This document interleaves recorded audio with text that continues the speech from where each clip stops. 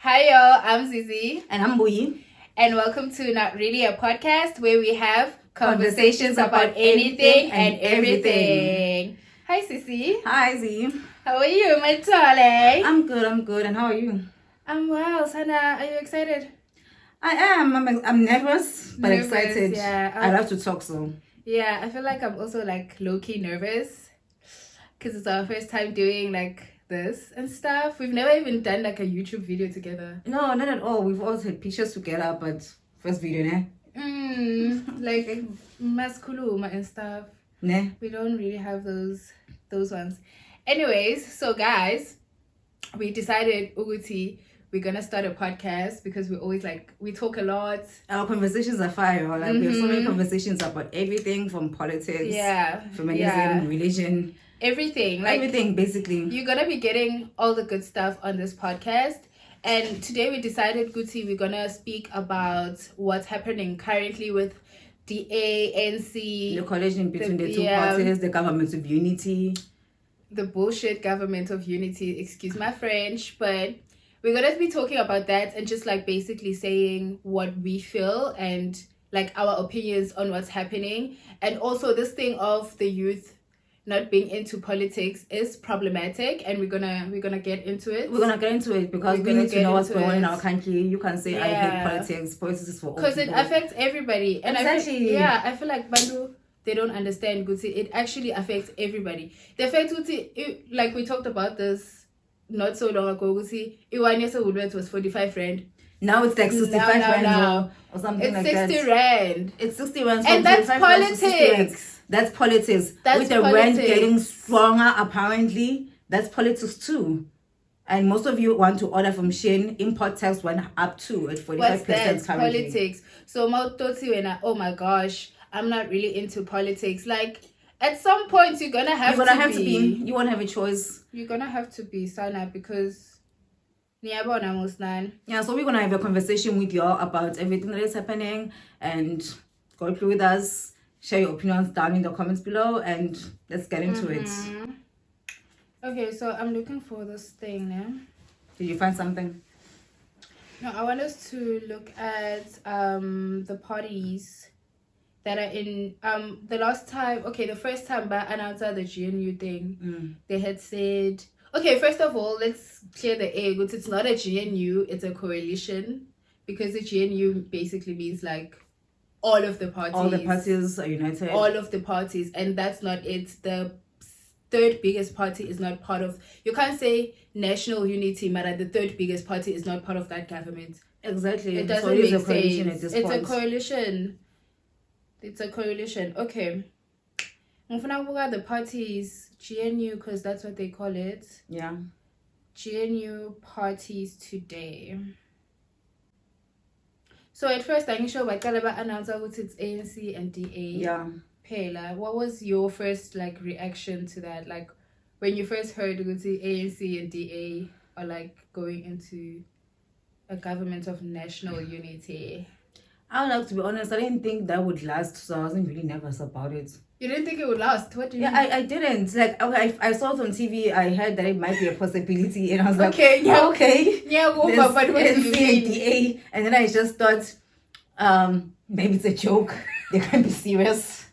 Yeah, no, honestly, that was my first thing. Okay. I mean, I'm just being honest, guys. Yeah. I don't know if that felt a bit blonde or dumb, but I just thought there's no way this is gonna last. They don't see us. NC can't do this to us. They can't possibly do this to us. I mean, when we look at the history between the NC and the DA, starting from the 1900s, there's so much history between the two. There's been fights amongst the two, and they've been rivals ever since we've known them. And they've never been really known to work together. Yeah, when DA is the opposition, they are two ends of the spectrum. Exactly, they're not fighting for the same thing. They never have.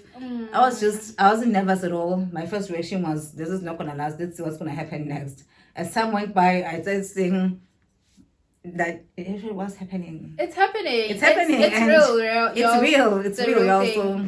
Okay, so I'm on English.news and it's saying the 10 parties include the ANC, Democratic Alliance, Patriotic Alliance, Inkatha Freedom Party, the Good Party, PAC, Freedom Front Plus, UDM, Rise Mzansi, and Al Jamaha. So these are the 10 parties that are forming the government of national unity. Okay.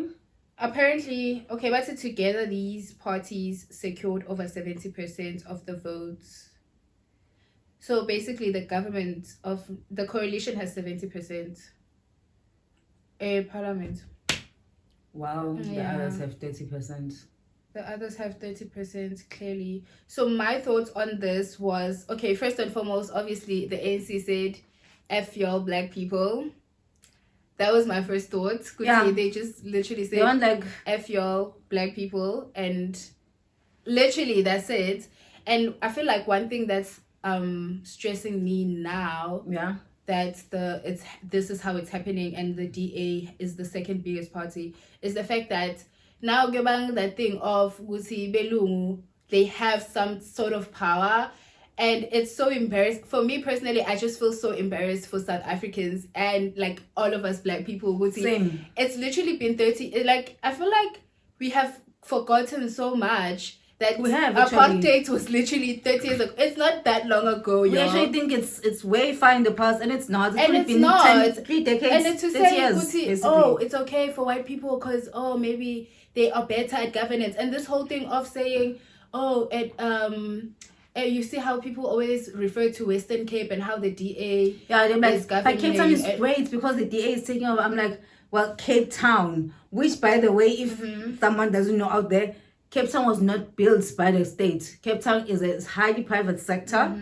It was built by private companies, mostly for their own business dealings, just to make it like basically the capital of business. It's not a DA thing or an ANC thing or anything like that. But I'm just about like how it's governed. It's governed, basically. Cape Town must be governed like that. But besides that, for me, it's like people say that. But if you've been to Cape Town, the racism then is real. The racism, we are first them. And foremost, you can't tell me UTDA is running Cape Town when the racism is crazy. It's insane. The racism?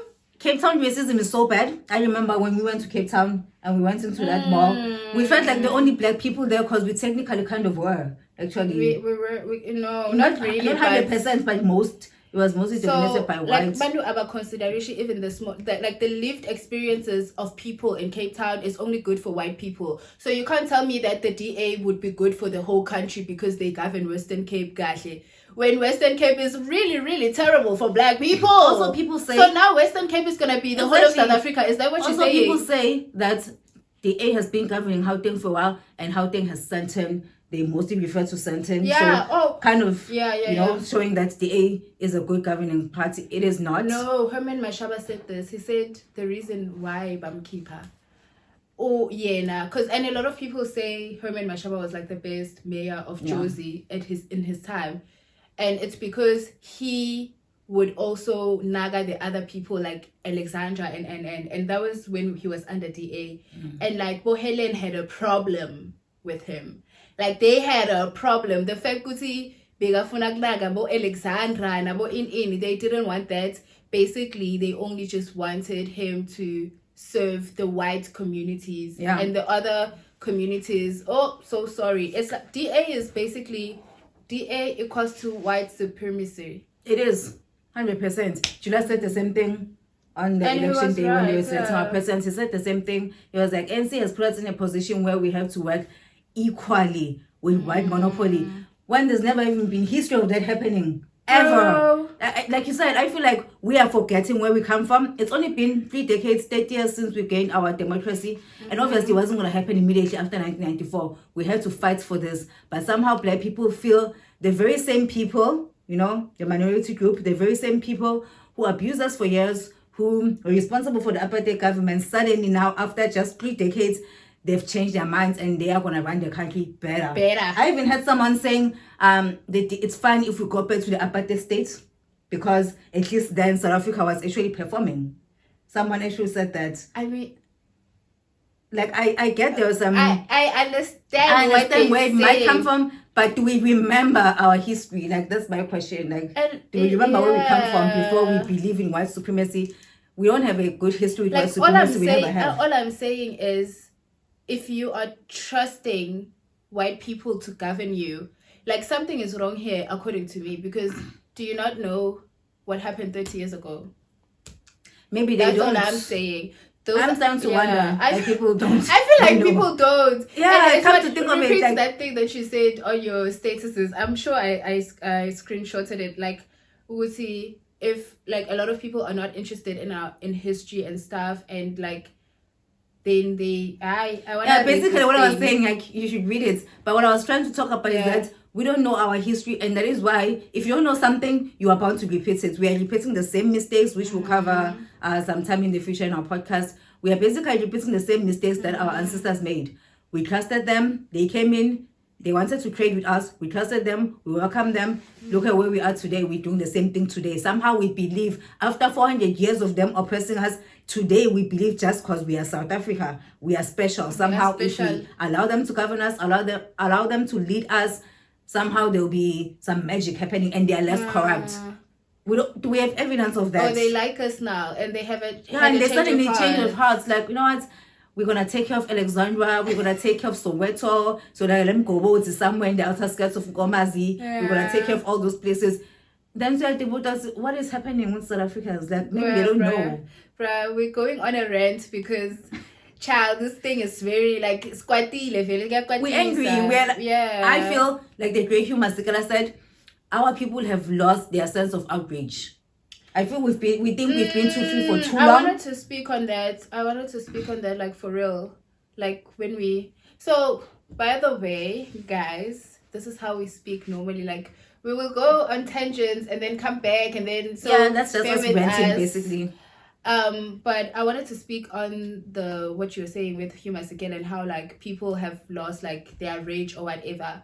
I think because, number one... people, especially the youth, let's speak on the youth because South Africa, so we first of all don't know history, which makes us blind to how angry we actually should be. Young people are definitely not angry enough at this point. I think we are like victims as well of like social ills like alcohol. We speak about this a lot, especially with where we are from, Lankomazi. Like a lot of people are victims of alcohol abuse and the lifestyle of just like, oh, let's go party, oh, let's go drink, oh, mcholo, and all of these things. And like social media is another social ill. There's just a lot. So people are so distracted from and detached from what is actually happening, from the real problems, from the real problems. They're very detached, and that makes us not angry enough. Yeah, and it's a problem. The outrage that we used to have during that pandemic. Yes, it's a problem because we are the ones now who are supposed to fight against the system. We are the ones now who are supposed to fight against ANC and DA. Like, and people don't care. Like, you know what I think? I think this is just something that I have to say. Why I'm so angry. I think someone who goes to war not knowing that there is a war. Yeah, because right now South Africans, but like people we don't know that we are in the war. We don't know the actual enemy. Look at us, we put the enemy into power. We don't know that we are fighting against certain forces. We don't know that we're going to go to war. That's the problem. Yes, people are not so relaxing, kumbaya by the fire. Yes. And we've kind of been, brainwashed by democracy. We are so focused on that we're free. So because they told us we're free, so we must be. One day we must go on we must just go full force on like Mandela, because I have some things to say. Yeah. Okay. Not today, but I got something. This is what she wrote, this girl. Ati, if you are one who doesn't care much about African history, pre-colonial history, colonial and neo-colonial history, you serve as a living proof that their methods of deconstruction, assimilation, and capture worked perfectly. They succeeded in dismantling your cultural identity that you don't even care to know it anymore. Yeah, I have to say, y'all, like, that's where we are. Let me read that for you again. But if you don't care much about African history, you're kind of making me blush now. Pre-colonial, colonial, and neo-colonial Hey, Sikhoa never left us. You serve as a living proof that their methods of distraction, deconstruction, assimilation, and capture worked perfectly. You are captured. Yeah, you are. You are captured. That is why you went to vote for DA. For DA. After everything we've been through, black people literally. And that's why you vote for ANC as well, because also ANC, these politics of ANC being in the middle. Remember, y'all, if y'all don't know, this is no surprise that ANC went on this thing with DA, because they've always been non-racialists from the moment they created ANC. So one thing you need to know that is that ANC will never fight for black people. Why? Because they don't see color. So even the people that vote for ANC are problematic, because at the core of ANC, they are neutral. Yeah. So now that they took DA side, DA is here, ANC is here, the neutral side, and then MK Bala. So now because they're neutral and they took DA, towards the A. And here we are. And here we are, Sana. I think that's enough renting. Yeah. About the coalition, because that's just how we have so much to say. That's how we feel. That's how we feel right now. Where we feel ANC sold us out. So it is a setup. That's the word I'm going to use. I'm gonna be on Juju's side on this one. We are sold out to white monopoly. We are still guided by the same people, or governed by the same people who abused us for 400 years. Remember that, guys? 4 centuries of abuse. You know, where were they? Like, if the DA lost black people so much, why were they not at the forefront of apartheid fighting for black people? Yeah. And now suddenly, like, after the ANC has fought for so long, the old ANC, not this one, the old ANC fight for so long, DA then comes in and wants to rescue us from the horrors of the ANC. I'm like, when has white people saved black people? The horror is Cyril Ramaphosa. Yeah, because I mean, no, I say the horror is Cyril Ramaphosa. That's not gonna happen.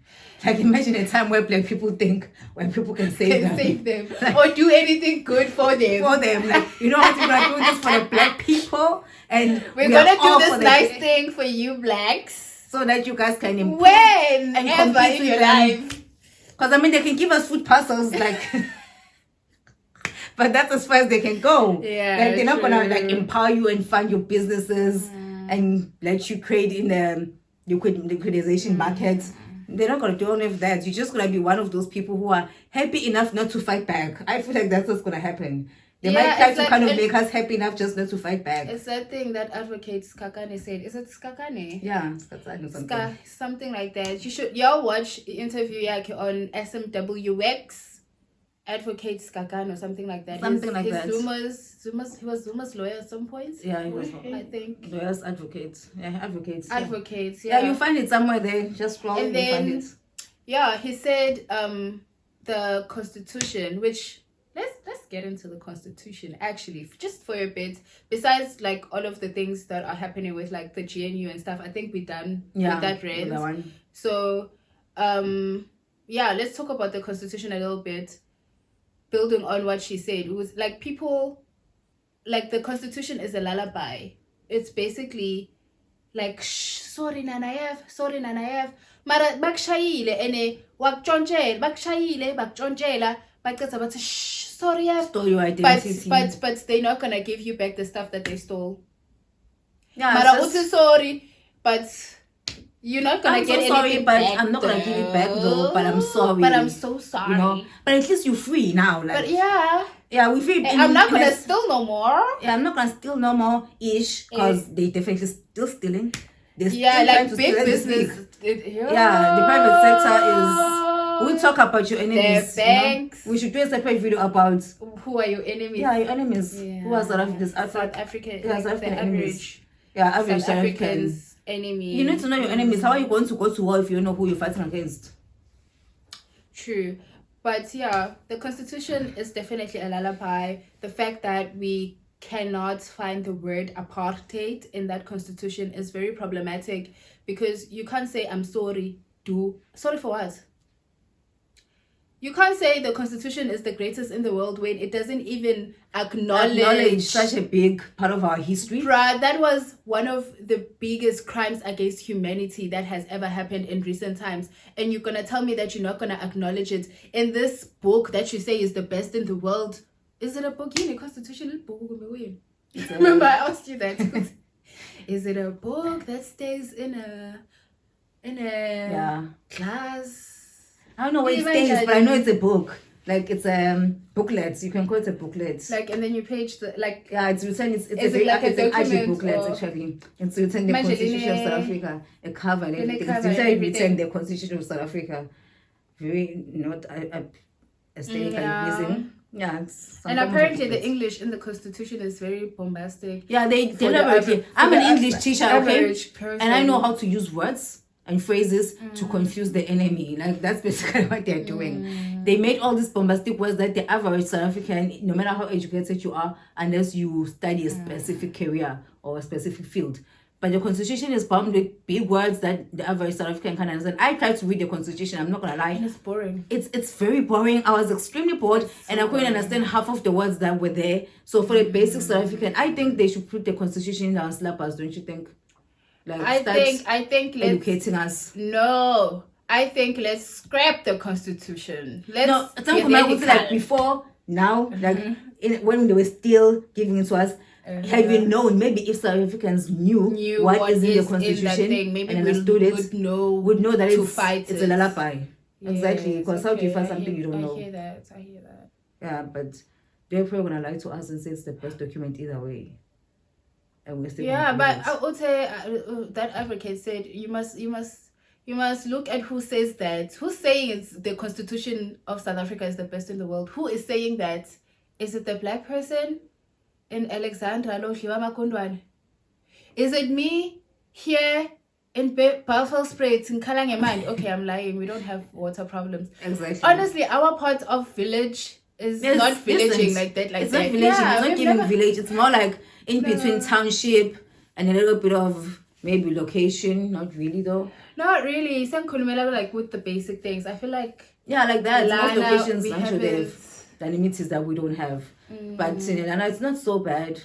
No, it's even not. though it's kind of really, really not equal, because when you look at our section and then you go all the way to the end of Beirut and certain areas, it just looks like a very different place. No, I get that, but like in La Beirut, nobody complains about water. Like we've always had water. Yeah. Everybody has electricity. Well, everybody does have electricity connected. Yeah, that's connected. Keyword. Yeah, but like Ngomazi overall is not really one of those. I wouldn't say Ngomazi is Ngomazi. Maybe our area. I was just talking about our area. Because I was talking about like I lied and said like Asnamandi and stuff. But I was saying Uguti is the person in Alexandra. Is the person la Pagamshusha la Logusi Mandi Uatolang is kites. Are they saying that the Constitution is the best in the world? No, how would they say something they don't know? We're told, I'm saying like, remember, we were told that the Constitution is the best. Make it impossible for you to read, you know, like make it very inaccessible for the average South African, you know. NC can put posters everywhere, but they'll never give people constitutions. I mean, like, why am I constitution available? I'm a spy, like where you just walk in and grab yourself the constitution and read it. It should be. Actually, it's not accessible. It's really unless you go on the internet. Yeah. Speaking of which, Shem Yabani government, one thing about like, I just so wish I could have a magic wand. You'd say abracadabra, because why the hell don't we have Starlink? When Elon himself said, "Hey, I wanna give you Starlink." And you know what your grandmas and grandpas said? They said no.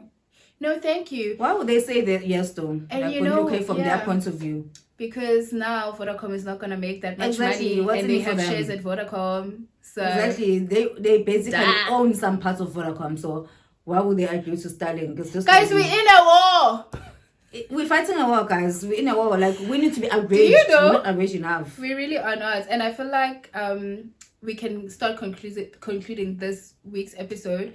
But we just really wanted to speak on this because, guys, it's so frustrating, especially like in our normal everyday lives. We hardly have conversations like this with people because they're just not interested. And it's like, guys, you must be, because we need to be angry. And we need to start having productive conversations on how we move forward from here. Because at this point, we are being oppressed. And if you don't take it seriously now, you will find yourself 30 years later, like Zimbabwe. As the black person, like the white folks are fine, like they'll be fine for a while. But when as the black person, like if you think life is tough now, especially with Gen Zs and millennials, we all know like the job market is insane. We can't find jobs. People are crying. Things are expensive. It's only getting worse from here. It's only getting worse from here. Unless we start podcasts like this one, and we have these conversations, and then we can be angry together, and we can vote for good parties like OHM, the Organic Humanity Movement. Vote for OHM. Yeah, I knew she would campaign for her party that she loves so much. Yes. But yeah, guys, basically just to wrap up this conversation, I'm not going to repeat much of what she already said. So join us again next week. Let's have more conversation. You know what they say, Slungu City, discourse is the way to make a country understand each other. It's the first thing. It's basically the first step into change. And we need to start having these conversations, hence this podcast. And you can join us again next week where we'll be expanding further. Let's look at history. Let's look at what is happening right now. Let's see if it has happened before it has. I did the research for you because I love you guys. I've got all the details. I've got all the juice about what happened before that is currently happening right now. It's literally the same thing. I swear to God. We are repeating history. We're repeating history, like, because we don't know what it is. So we're gonna educate you. We've got you. Right. And also, please, we're not gonna be always like boring y'all about politics and stuff. We also are gonna be talking about like life things. Yeah. Life talk about content. dating, marriage. Yes, because everything. of course, our father have to be part of the. Of course, like. Duh. But yeah, as for today, thank you guys for joining us so much, and we shall see you on the next episode. Bye guys. Bye.